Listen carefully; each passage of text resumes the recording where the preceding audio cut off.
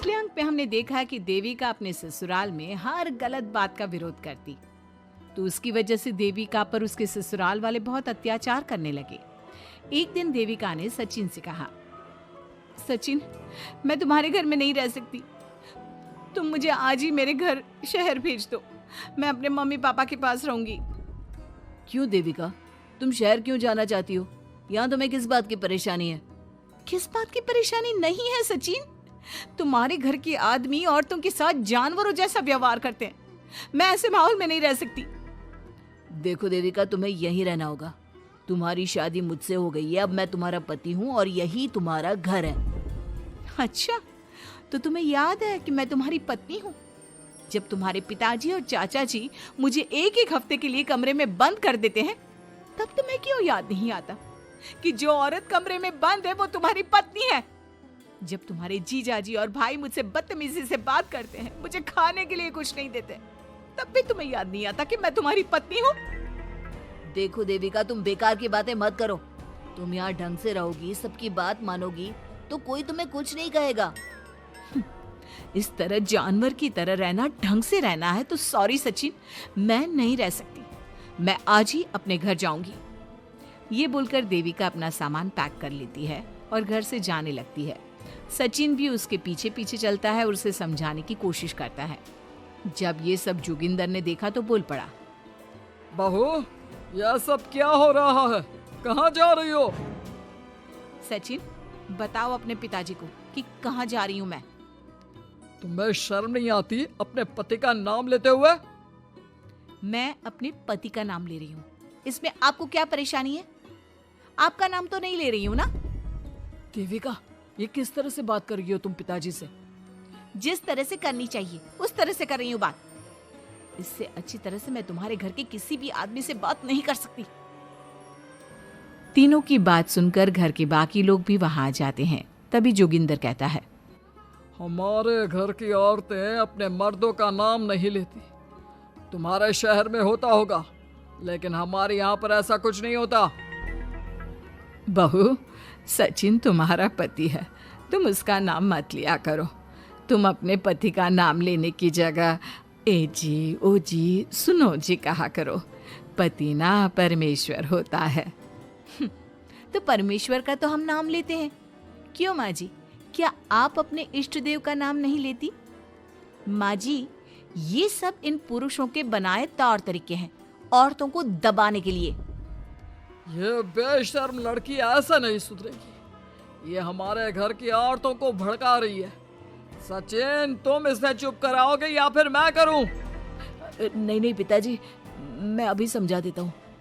चलो देविका अंदर, और कितना तमाशा बनाओगी मेरा। सचिन, मैं अंदर नहीं बाहर जाऊंगी, अब मैं यहाँ नहीं रह सकती। देविका की बात सुनकर महेंद्र कहता है, भाई साहब, ये लड़की इस घर से और गांव से बाहर ना जानी चाहिए, नहीं तो हमारे घर और गांव की औरतें भी ऐसी ही हरकतें करेंगी, वो भी मर्दों के खिलाफ बगावत करेंगी। और मैं भी देखती हूँ कि मुझे घर से बाहर जाने से कौन रोकता है। बहू, इनसे बहस करने का कोई फायदा नहीं, तुम अंदर चलो। इस गांव के मर्दों के अंदर बहुत अहंकार भरा हुआ है। देविका किसी की बात नहीं सुनती और अपना सामान उठाकर घर से बाहर जाने लगती है। तभी वहां मोहन और कल्याण आते हैं। कल्याण देविका के हाथ में से उसका सूटकेस छीन लेता है और मोहन देविका को जोरदार थप्पड़ मारता है। देविका का सर दीवार में लगता है और वो बेहोश हो जाती है। देविका, देविका तुम ठीक तो हो? भैया, आपकी हिम्मत कैसे हुई मेरी पत्नी पर हाथ उठाने की? सचिन, तुम जल्दी से देविका भाभी को अंदर कमरे में ले जाओ, मैं अभी वैद्य जी को लेकर आती हूँ। वीना जल्दी से वैद्य जी को लेकर आती है। वैद्य जी थोड़ी देर तक देविका की जांच करते हैं और कहते हैं, मुबारक हो आप सबको, आपकी बहू माँ बनने वाली है। अभी तो मैं आपको दवाई दे देता हूँ, लेकिन आगे इनके इलाज के लिए आपको दाई अम्मा को बुलाना होगा। ये बात सुनकर घर के सभी लोग खुश होते हैं। देविका को जब होश आता है, उसे ये बात पता चलती है तो वो बहुत खुश होती है। वो सबसे कहती है, मैं अपने बच्चे को यहाँ नहीं रख सकती। क्यों बहू, क्या हुआ? अब तुम ये सब बातें मत सोचो, तुम्हें आराम करना चाहिए। नहीं माँ जी, आप नहीं समझ रही। अगर मेरा बेटा हुआ तो इस घर के मर्दों की तरह अहंकारी और औरतों पर जुल्म करने वाला बनेगा, और अगर मेरी बेटी हुई तो वो जानवरों की तरह जुल्म सहने वाली बनेगी, और दोनों ही अनपढ़ रहेंगी। देविका की बात सुनकर घर की सभी औरतों को पहली बार एहसास हुआ कि वो किस अंधकार वाले समाज में जी रही हैं। लेकिन फिर भी घर की सारी औरतें उसे ही समझाती हैं। बहू देखो, तुम्हारी बात सही है, लेकिन तुम इस हालत में सफर नहीं कर सकती। हाँ बहू, तुम यहीं रहो, अपना और अपने बच्चे का ख्याल रखो। देखो ना देविका भाभी, हमें बिल्कुल भी पढ़ना लिखना नहीं आता, अपना नाम भी नहीं लिख पाते, तो आप मुझे थोड़ा पढ़ा दीजिए ना। देविका, तुम्हारी बातें सुनकर पहली बार हमें एहसास हुआ है कि कैसे माहौल में हम जी रहे हैं। तुमने हमारे अंदर उम्मीद की नई रोशनी पैदा की है। यहाँ से मत जाओ तुम। देविका ने घर की औरतों की बात सुनी तो उसका दिल पसीज गया। उसने गांव में ही रहने का फैसला लिया। वो अपने घर की औरतों को रोज पढ़ाती, उन्हें अपने अधिकारों के बारे में, देश के बारे में बताती। इसी तरह कई दिन बीत गए और एक दिन सुजाता ने सचिन से कहा, सचिन, देविका की तबीयत ठीक नहीं, तुम जल्दी जाकर दाई अम्मा को बुला लाओ ना। भाभी, दाई अम्मा क्या कर लेंगी? आप किसी डॉक्टर को बुला लो, मेरी तबीयत ठीक नहीं है। देविका, गांव के लोग डॉक्टर पर भरोसा नहीं करते। दाई अम्मा बरसों से ये काम कर रही है, वो तुम्हें ठीक कर देगी। सचिन, तुम्हारे घर वाले अनपढ़ हैं, तुम तो पढ़े लिखे हो ना, देख नहीं रहे मेरी हालत क्या हो रही है। तभी तो बोल रहा हूँ, समय बर्बाद मत करो, मैं अभी आता हूँ। सचिन दाई अम्मा को बुलाकर ले आता है। दाई अम्मा घरेलू नुस्खों से देविका का इलाज तो कर देती है। कुछ समय के लिए उसकी हालत भी स्थिर हो जाती है, लेकिन वो पूरी तरह से ठीक नहीं होती। फिर देविका सचिन से कहती है, सचिन, मुझे समझ में नहीं आ रहा तुम मुझे डॉक्टर के पास क्यों नहीं ले जा रहे। मैं माँ बनने वाली हूँ और मुझे ये भी नहीं पता कि मेरा हेमोग्लोबिन कितना है। दाई अम्मा कर रही है ना तुम्हारा इलाज। लेकिन दाई अम्मा को कुछ समझ में ही नहीं आ रहा कि मेरे साथ क्या हो रहा है। अगर देखो तुम मुझे नहीं लेकर गए ना तो मैं खुद ही चली जाऊंगी। अगले दिन देविका की तबीयत दोबारा बिगड़ जाती है और दाई अम्मा के किसी भी नुस्खे से वो ठीक नहीं हो रही थी।